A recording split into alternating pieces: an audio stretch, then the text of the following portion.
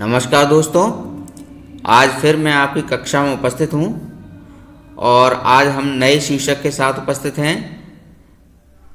यह शीर्षक एमए हिंदी साहित्य प्रथम सेमेस्टर के पहले ही प्रश्न पत्र हिंदी साहित्य के इतिहास से संबंधित है और यह मेरा दूसरा व्याख्यान है।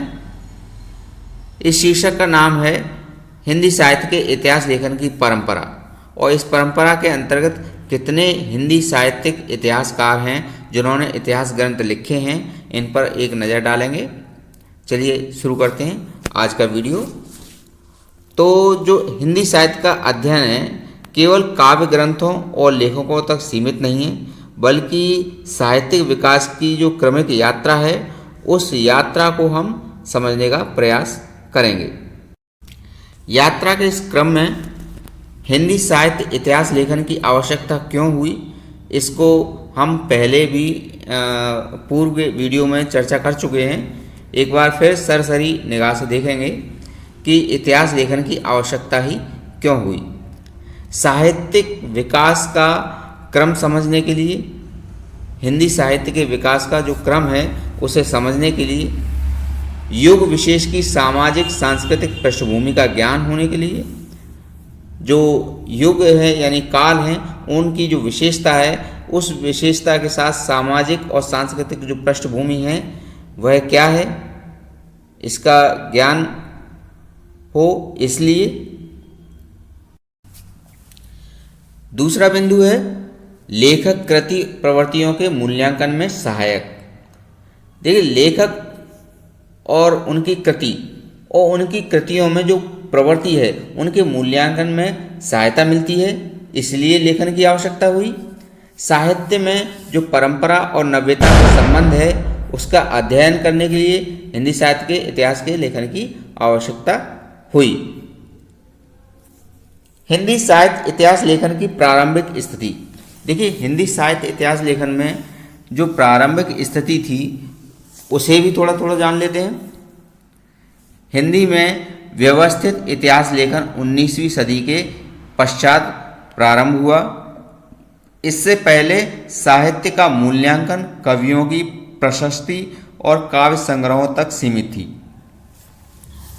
इसे हम जरा समझ लें तो जो हिंदी साहित्य का इतिहास है जिसे रामचंद्र शुक्ल ने लिखा, जो प्रवृत्तियों पर आधारित था, वे चाहते थे कि जो काल विभाजन हो वह जो रचनाओं के अंदर जो प्रवृत्ति पाई जाती है उसके अनुसार हो।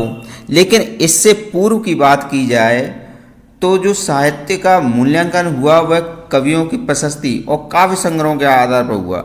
और ऐसा हम देखने को मिलता है कि जो शिव सिंह सेंगर का शिव सिंह सरोज एक ग्रंथ है जो 1883 में लिखा गया था, इसमें लगभग 1000 कवियों का जीवन वृत्त संग्रह है और उनकी रचनाएं संकलित हैं।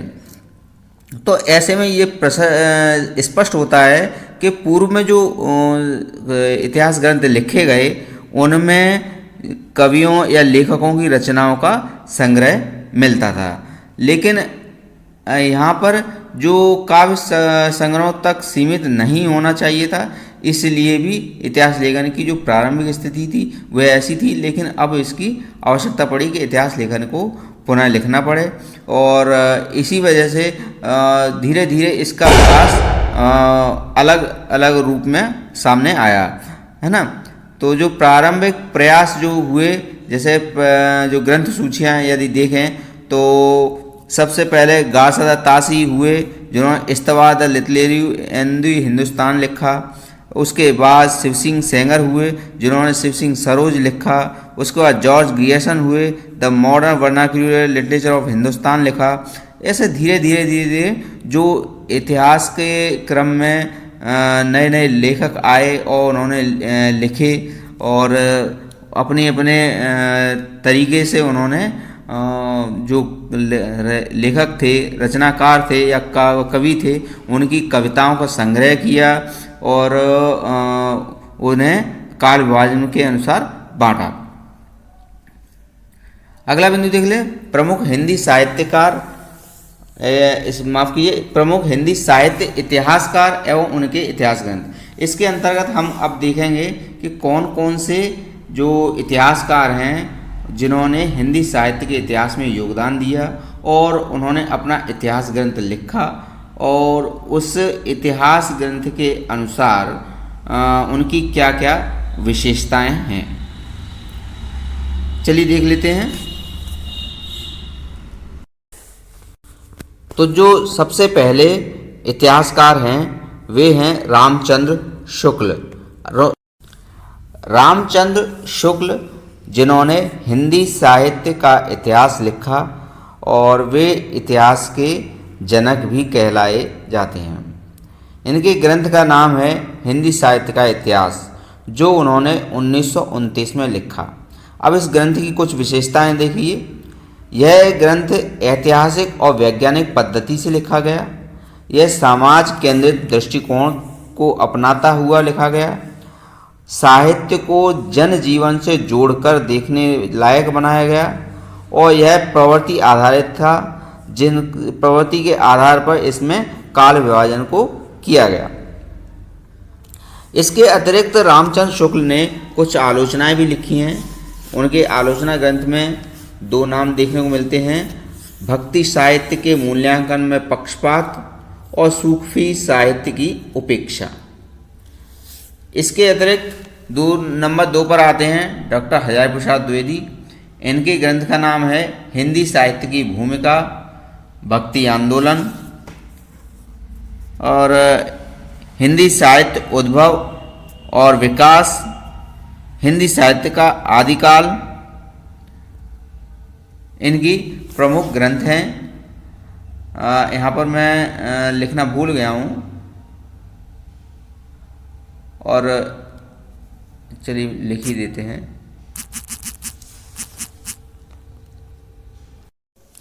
लीजिए, ये सारी रचनाएं लिख दी हैं मैंने। डॉक्टर हजारी प्रसाद द्विवेदी के जो ग्रंथ हैं वे हिंदी साहित्य की भूमिका, हिंदी साहित्य का आदिकाल, हिंदी साहित्य उद्भव और विकास। चलिए अब इनकी विशेषताएं देख लेते हैं।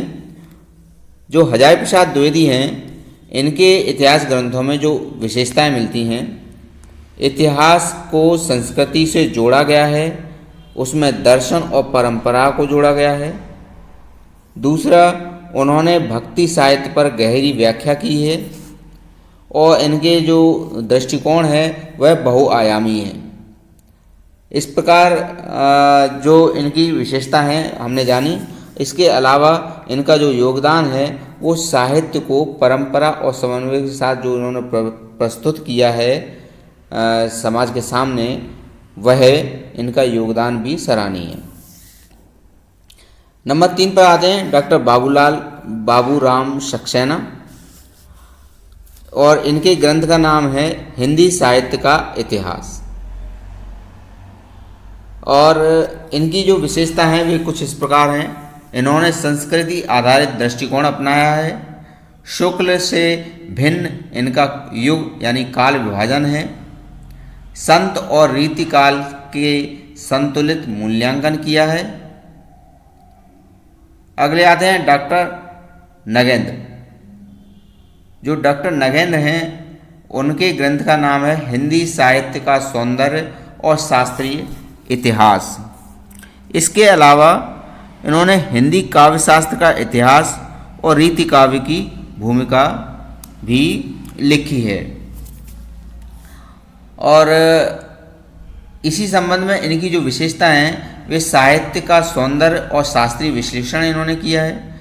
इन्होंने रस सिद्धांत एवं अलंकार पर बल दिया है। और जो डॉक्टर नगेंद्र की रीति काव्य की जो भूमिका है उसमें भी इन्होंने सौंदर्य को बहुत अच्छी तरह से समझाया है।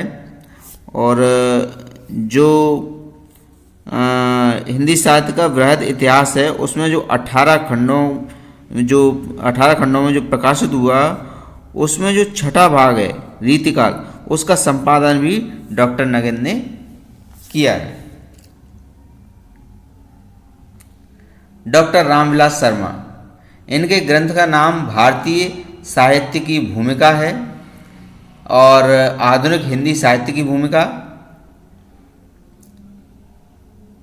विशेषताएं: मार्क्सवादी दृष्टिकोण अपनाते हैं, साहित्य को इतिहास, राजनीति, अर्थव्यवस्था से जोड़कर विश्लेषण करते हैं, श्रमिक किसान जीवन पर विशेष बल दे दिया है इन्होंने। नामवर सिंह, इनके ग्रंथ का नाम हिंदी साहित्य का इतिहास संपादित एवं व्याख्यात्मक स्वरूप में है। विशेषताएं: आधुनिक आलोचनात्मक दृष्टि है, विचार निर्माण एवं बहस की परंपरा का इन्होंने निर्माण किया है। इसके अतिरिक्त भी कुछ इतिहासकार हैं, जैसे रमेश चंद्र शुक्ल, शिव कुमार मिश्र, गंगानाथ झा, मैनेजर पांडे, रामचंद्र तिवारी, जो इतिहास के लेखन में नवीन दृष्टिकोण रखते हैं।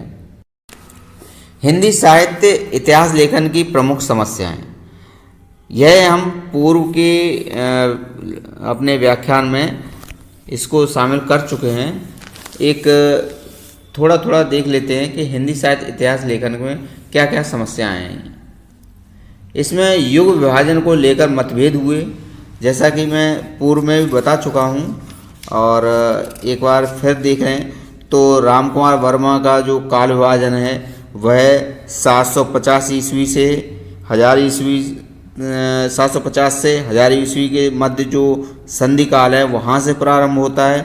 वहीं रामचंद्र शुक्ल का जो काल विभाजन है वो वीरगाथा काल जो 1050 से 1375 ईस्वी से शुरू होता है।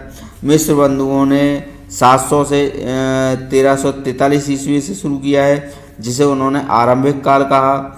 और इस तरह से सभी ने जो काल विभाजन में अपना अपना मत दिया है। यह एक समस्या हुई कि किस प्रकार से काल का सही विभाजन किया जाए। सांस्कृतिक और धार्मिक पक्षधरता भी थी, दलित, स्त्री, आदिवासी साहित्य की उपेक्षा भी हुई, क्षेत्रीय बोली आधारित साहित्य को कम से कम समावेश उन्होंने किया। तो ये कुछ समस्याएं भी थीं। और अब हम यदि देखें तो जो हिंदी साहित्य का इतिहास है वह इतिहास एक निरंतर प्रक्रिया होती है। प्रारंभ में जहाँ शुक्ल ने इसे वैज्ञानिक आधार दिया, वहीं द्विवेदी, सक्सेना और रामविलास शर्मा अन्य इतिहासकारों ने इसे विभिन्न दृष्टियों से समृद्ध बनाया। आज आवश्यकता है कि इतिहास लेखन समावेशी, बहुआयामी हो तथा साहित्य के विविध स्वर वर्णों को सम्मानपूर्वक स्थान दें।